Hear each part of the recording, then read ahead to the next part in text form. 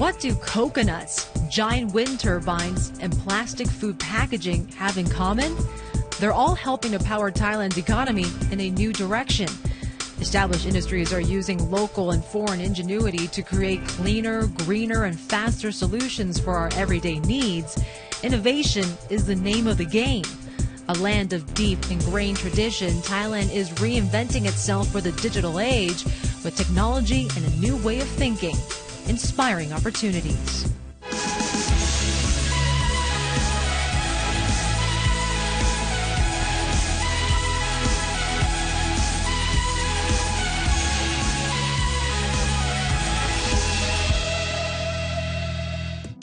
Thailand's ambition to become a modern global player is set against a challenging backdrop. Record flooding in 2011 triggered a recession as hundreds of factories and businesses in and around Bangkok were shut for months. Thailand bounced back to post double-digit growth at the end of 2012. The long-running political rivalries were rarely far from the surface. Street protests culminated in a military coup and the overthrow of Prime Minister Yingluck Shinawatra. The political upheaval, combined with the fragile global recovery, have taken their toll. Overseas sales fell in 2014 for a second straight year. In comparison, rivals Vietnam and the Philippines posted strong gains. Faced with these challenges, the government has pledged to fast-track measures across a range of sectors in the hope to jump-starting growth. In this program, we explore three key areas and meet the people at the cutting edge of their respective industries: the tech entrepreneur, the plastics pioneer, and the energy innovator. It's Friday afternoon, and a typical scene is playing out at Bangkok's Siam Paragon shopping mall. Thousands of Thais and foreign visitors come here to eat, to shop, and to pose for selfies. In fact, Siam Paragon was the fourth most geotagged place in the world on Instagram last year and the most popular location outside the United States. Tech usage is surging across the Asia-Pacific, and Thailand is no exception. The country has a population of around 65 million people, but there are some 97 million mobile subscriptions, 150% of the population. Including fixed and mobile connections, there are almost 24 million internet users. That means 37% of the population are connected to the web. Increasing numbers of Thais are embracing social media. There are 32 million active accounts, and it's all happening at quite a rate. In 2014, the number of social media accounts jumped by a third. And searching, snapping, sharing, and expressing are becoming a way of life in Thailand. On average, people spend more than 3.5 hours per day using social media. So if we look at Thailand's ICT plan in place right now, there's a huge impetus on improving internet accessibility, human resource, and infrastructure on it. I mean, there are already more than 23 million people online. And what's interesting is the adoption of content and services by this online community is very strong as compared to its neighboring countries. So longer term, this focus is opening opportunities to monetize this growing ecosystem, not just for big companies, but for entrepreneurs alike. So key focus for execution would be providing them with policies and tools to take advantage of this growth. I mean, if we look at IDC projections, if the execution is right, digital economy could contribute 30% of GNP by 2020. I mean, Thailand already has deep roots in hardware manufacturing, and the next leg is clearly digital. A backstreet vegetable market is an unlikely place to find a flourishing tech startup. However, in keeping with the humble beginnings of many famous names, Poon runs mobile app developer Vole V out of a small office above a noodle shop.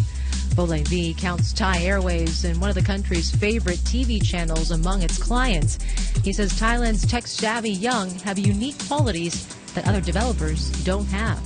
I think because we grow up in different environment than other countries, so we see things differently from other side of the world.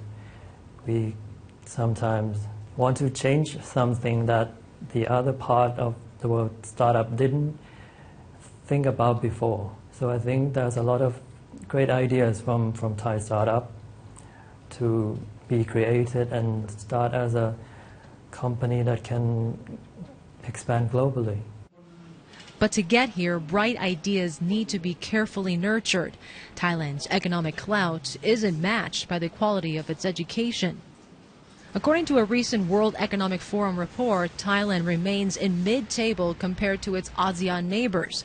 Microsoft is doing its bit to grow talent through an initiative which uses mentors to guide students and give them real-world business experience and access to software and services.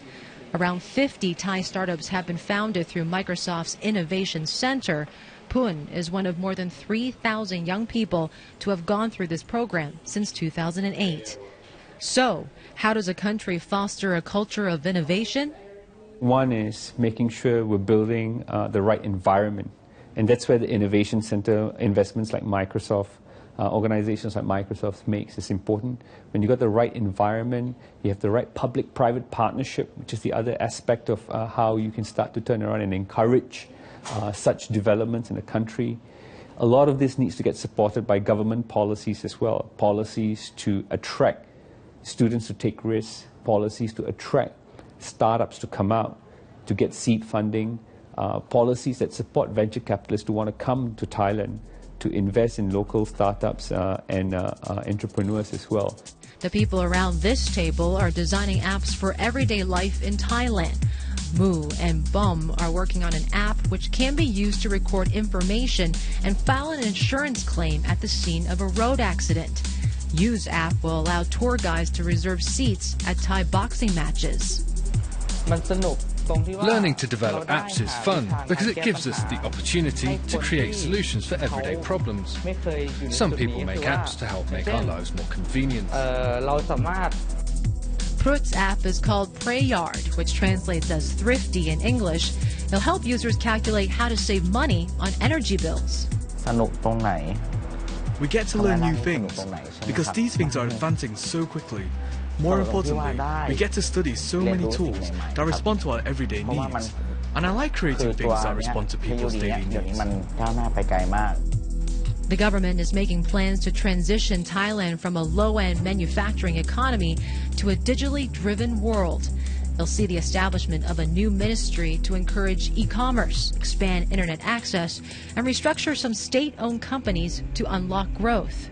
When you look at the quality of people you have here, you look at the creativity in the country, you look at the passion, the resilience of people here, and you look at the number of entrepreneurs that are in Thailand. They have all the ingredients. So in the latest GEM report, I think 73.6% of people here who are entrepreneurs. That's a huge percentage. I think Thailand has got one of the highest percentage of women in entrepreneurship as well in the world, which means there's good diversity. So the country has got all the ingredients. Yu knows that starting his own business carries a high risk of failure, but he's confident that the skills he's learning here will make him a sought-after commodity in the job market. The world will all be about IT in the near future. IT will be the most important field. IT will be used in every line of work. Working in this field means I will never be out of a job. Coming up after the break, how Thailand plans to produce green plastics to help the planet.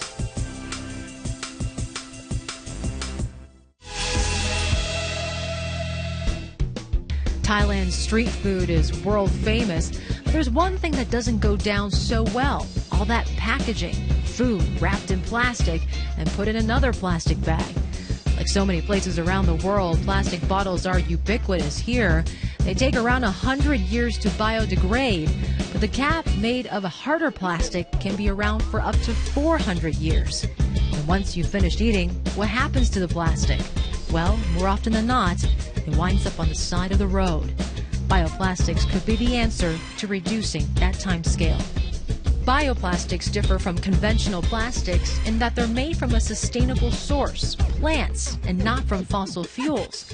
It means that while conventional plastics can take a century or more to break down, compostable bioplastics take just 6 months. They can be used for almost as many applications as conventional plastics, including food packaging. They're also used to make some car components, phone covers, certain brands of ski boots, and even biodegradable running shoes made from bioplastics. Despite their versatility, bioplastics still represent less than 1% of the 300 million tons of plastic produced annually worldwide. But things are changing. In 2013, global production capacity was about 1.6 million tons. By 2018, that's expected to quadruple. Well, 45% of all plastics production is already happening in Asia. And as Asia continues to grow and get wealthier, there will be even more demand for plastics in Asia. And therefore that means that companies in Thailand and elsewhere in the region are able to take their biological production in existing agriculture and essentially upcycle it into something with more value add in the form of bioplastics. We've tracked just about $5 billion worth of investment in bioplastics in the last 11 years around the world. And there's probably almost the same amount, if not more, spent in corporate R&D around the world in bioplastics. Even though this is only 1% of the total production of plastics in the world, bioplastics right now, things keep growing at the rate that we see, which is north of 20%. The possibility is that you'll have about 1/5 of all production of plastics in the entire world capable of coming from bioplastics by the end of the decade.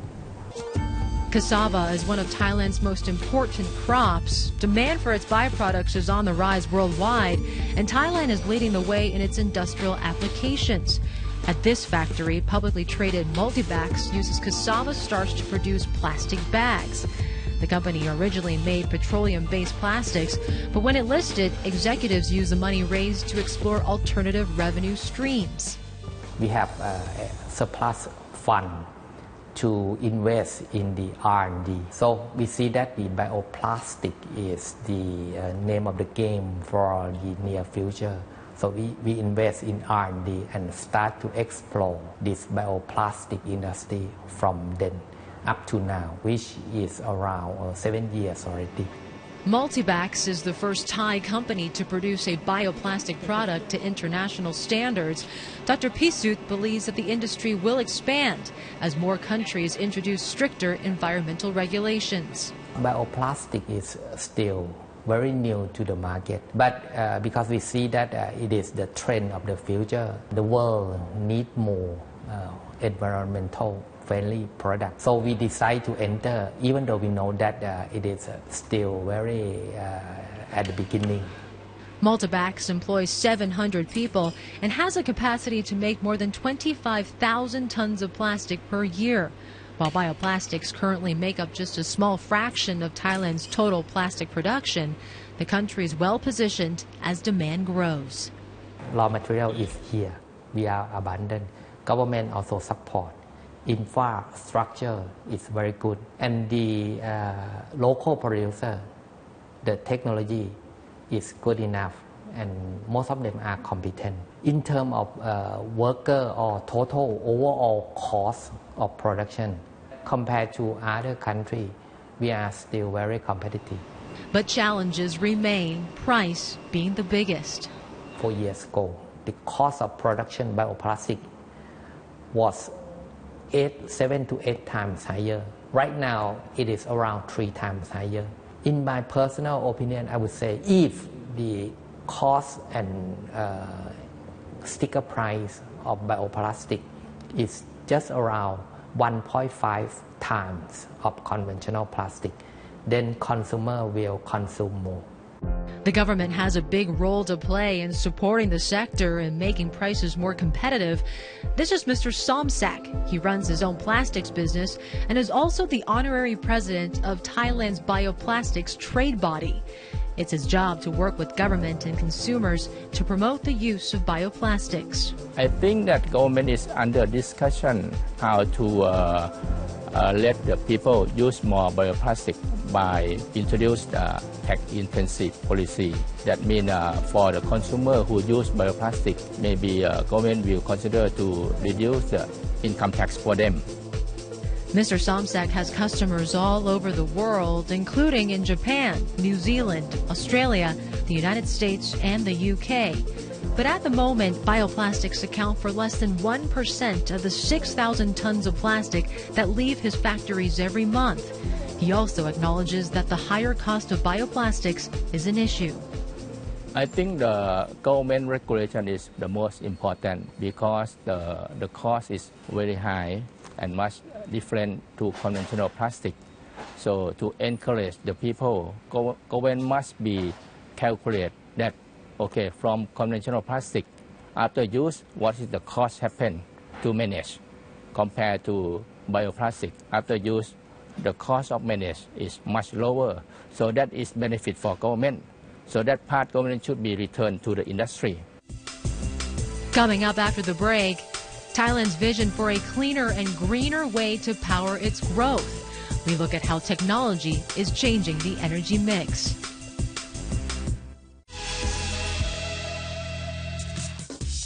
As Thailand's economy expands, so does its appetite for power.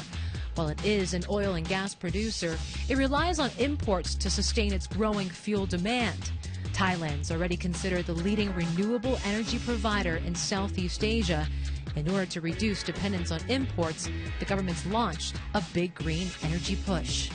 Electricity came to Thailand way back in 1884, just 2 years after Thomas Edison established the world's first commercial power station in New York. It was used to light the royal palace for the then king's birthday. Now, Thailand is the second largest energy consumer in ASEAN after Indonesia. The cost of energy imports is estimated to represent about 12% of Thailand's GDP. With total energy consumption predicted to grow by 2.3% per year through 2030, energy security is a major issue. Currently, Thailand derives just 5% of its power from renewable sources. But the country has introduced an ambitious target to boost domestic production of renewable energy to 25% of total output in the next 6 years. In 2013, the Thai Board of Investment calculated this would save the country more than $17.5 billion on imported oil. Thailand is over-relying on gas right now, wants to move away from gas and introduce other fuels. So it's building, for example, coal-fired power plants. Coal-fired generation will grow at around 4% per annum between 2011 and 2035, according to the IEA. But most importantly, renewable energy is going to be growing at a staggering rate. The IEA expects the growth rate there between 2011 and 2035 is going to be around about 21% per annum. And that's growing pretty much all forms of renewable energy, including solar, including wind, and of course, including biomass. Coconuts, a truly tropical sight and found in abundance across Thailand. But how about using them to generate energy? Currently under construction, this state-of-the-art power plant is one of the first in the world designed to utilize the waste from coconuts. Coconut waste from the area, from plantations, coconut processing facilities. It will generate 10 megawatt of electricity from about 300 tons of waste every day, run 8,000 hours per year, so that's about 330 days every year, full power. Thailand's large agricultural sector means biomass is an ideal solution to the country's energy needs.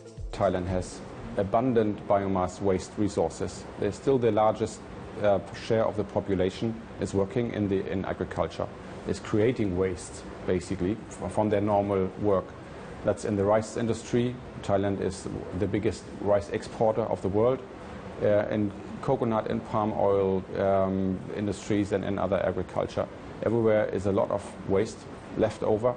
In many cases, unfortunately, burnt in the fields, polluting the environment.